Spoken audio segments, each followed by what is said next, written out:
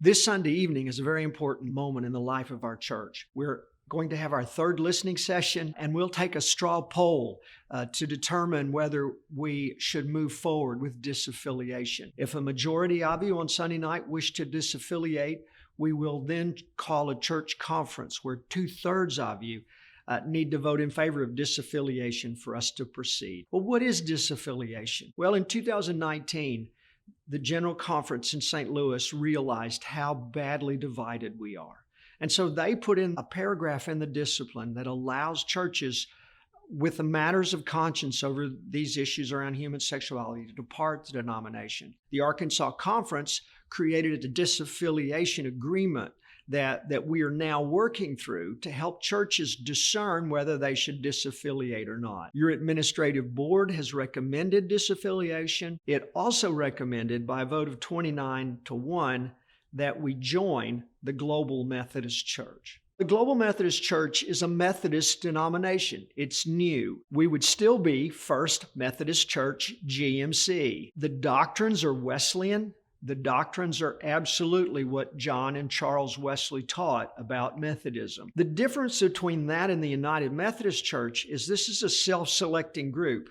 Those of us who wish to join the global church, part of our concern has been the drift away from traditional Methodist doctrine. I'm very excited to be a part of a church where we all agree on these profound doctrines of Methodism. So what would our church government be? Well, it'd be the same as now. There's no reason to change that locally. And above us, we'd have bishops and a book of discipline. Now, the difference is the book of discipline, because we don't have all these institutions and boards and agencies, it'll be much smaller. That also means we'll have to pay fewer apportionments. Also, our bishops will help us with finding pastors, and if we have conflicts in the church with pastors, to help kind of work through that. But the difference is the church will make the final decision on the pastors they receive and when it's time for the pastor to go. The other question people ask is, well, what about the trust clause? Well, that's a good point.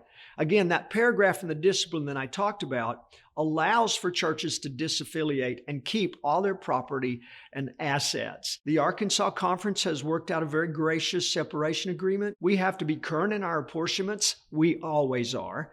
We have to pay a year in advance. That's reasonable. We're leaving an organization that needs to budget. So that's a reasonable request. And then we have an unfunded pension liability. Just in case something goes south in terms of the finances of the church, we want to make sure that pastors are okay. That's a reasonable thing to do. And so for us, that's going to be about $650,000. Now, that's a lot of money, but we have it.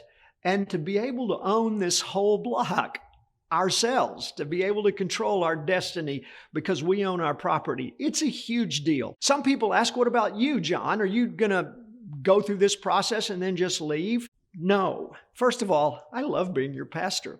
I love being here. I get here on Sunday morning and I'm just so excited, and through the week. I love working here. Also, I don't think it's ethical of me to leave while we're in the middle of this process. I want to see us to the other side, to a better place. So what Susan and I have decided to do is I want to go for sure till 2026. In 2026, I can meet with my SPRC, our Staff Parish Relations Committee.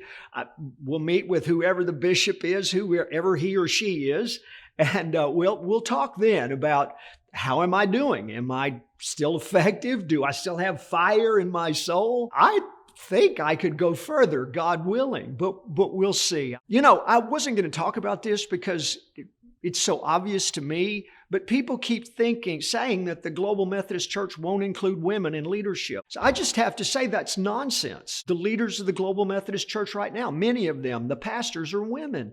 We will have women pastors, we'll have women bishops, we will have full women leadership in the church. You can count on it. What about LGBTQ people? Well, what about them? We have LGBTQ people in our church now, and we hope to continue to have them. They will be able to join, they'll be able to attend, they'll be able to serve. Now, it's true, we don't believe you can redefine marriage, so I understand that's painful for some LGBTQ people, but please understand, none of us really want to be in a church that excludes a certain group of people. Hey, listen, this is an important vote. and it's going to be up to you. It's your decision. So please come, whatever you decide to do, this Sunday at 5 o'clock, and then we'll announce when our church conference is if the vote's affirmative this Sunday night.